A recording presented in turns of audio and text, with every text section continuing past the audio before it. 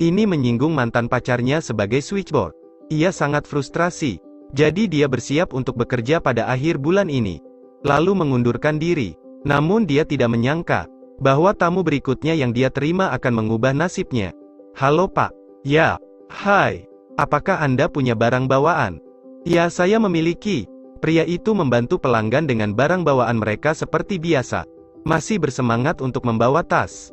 Tapi dia bercanda dengannya bahwa saya tidak punya tip untuk diberikan kepada Anda.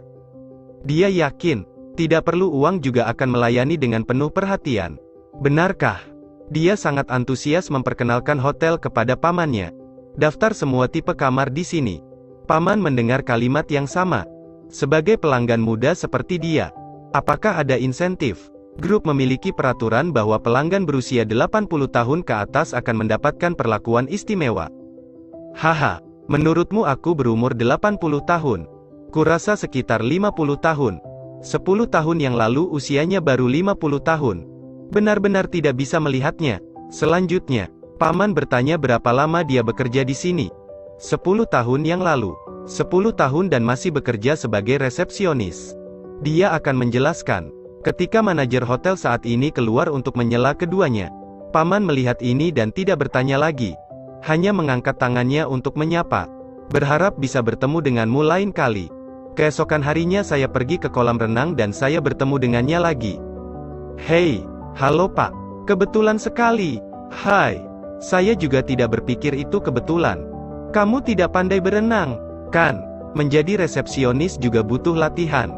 Dongka, ini minumanmu. Terima kasih. Paman juga sedikit terkejut melihat itu. Kesejahteraan di hotel ini sangat baik. Resepsionis tidak pergi bekerja tetapi datang ke sini untuk berenang. Anak laki-laki ini, Anda mengatakan bahwa Anda adalah resepsionis. Saya melihat Anda lebih seperti seorang direktur. Hei, saya telah bekerja di hotel ini selama lebih dari 10 tahun. Saya telah dipromosikan untuk waktu yang lama. Tapi karena beberapa hal yang tidak layak, sekarang saya kembali sebagai resepsionis. Menyinggung pemimpin, kan? Ketika paman mendengar, dia tahu ada sesuatu yang dinanti-nantikan. Jadi dia sangat senang. Saya memanggilnya untuk datang duduk dan berbicara dengan saya. Dia juga tidak banyak berpikir. Orang yang akan mengundurkan diri seperti dia, sudah mengatakan semua hal buruk tentang hotel. Ketika paman saya mendengar cerita saya ini, dia juga merasa sangat masuk akal. Kemudian dia berkata bahwa dia akan membangun hotel nanti. Pasti akan memanggilnya untuk bekerja. Baiklah, Pak. Lalu aku akan menunggumu membangun hotel. Pasti menelepon saya. Sudah waktunya bagi Anda untuk menjadi pemimpin. Saya akan pergi ke sana untuk bekerja sebagai resepsionis. Jika itu benar-benar terjadi, kemudian kami telah menutup kesepakatan. Oke selalu. Namun, tidak lama setelah dia membawa surat pengunduran dirinya kepada pemimpin, dia melihat banyak atasan berjalan ke arahnya. Dan orang di depan adalah paman itu. Paman ini. Paman apa? Ini adalah direktur kami. Berikut skenario presiden berpura-pura. Berkat itu, ia menjadi asisten switchboard. Yang ironisnya adalah mantan pacarnya.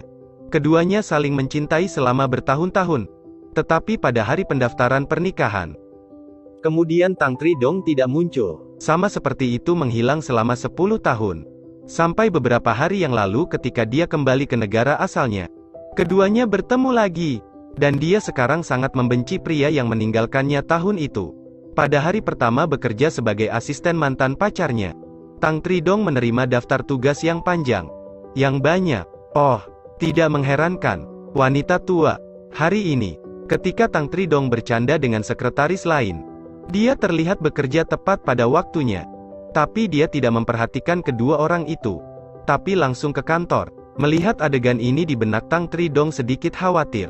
Bencana akan segera turun. Tentu tidak terduga. Keesokan harinya ketika dia membawanya pulang, dia diancam olehnya. Jenderal sudah datang. Jam berapa kamu akan datang menjemputnya besok? Saya tidak bisa menolak perintah pemimpin dan atasan saya juga sangat tidak berdaya. Jadi saya menyarankan Anda untuk mengambil inisiatif untuk mengundurkan diri atau pindah ke departemen lain. Ada sesuatu yang meningkatkan kecerdasan kita sehingga kita dapat dengan mudah diganggu. Dia segera menulis surat kepadanya, menunjukkan bahwa dia tidak akan menyerah. Jenderal yang baik, Sangat menyesal saya tidak bisa. Saya akan mengikuti saran Anda. Saya tidak akan mengundurkan diri. Saya juga tidak akan meminta untuk pindah ke tempat lain. Sejak saya lulus, saya telah bekerja di hotel ini. Selama 10 tahun, saya telah menganggap ini sebagai rumah saya. Tidak peduli seberapa tidak puasnya Anda dengan saya. Saya hanya tahu bagaimana berjuang untuk mencapai persyaratan yang Anda tetapkan. Saya tidak akan pernah berpikir untuk melepaskan pekerjaan ini, kecuali jika Anda memecat saya. Selain itu, saya akan senang bekerja dengan Anda. Saya akan menghargai kesempatan yang sulit didapat ini. Setelah membaca surat itu, Jenderal Bang langsung memanggil Tang Tridong untuk datang. Hanya melihatnya memasukkan surat itu ke dalam mesin penghancur kertas. Akhirnya, dia berkata bahwa dia pasti akan menemukan alasan untuk mengusirnya. Ini sulit baginya. Jika tidak ada yang lain, aku akan keluar dulu. Tunggu sampai Tang Tridong pergi. Lalu dia menyalakan kamera di kantor.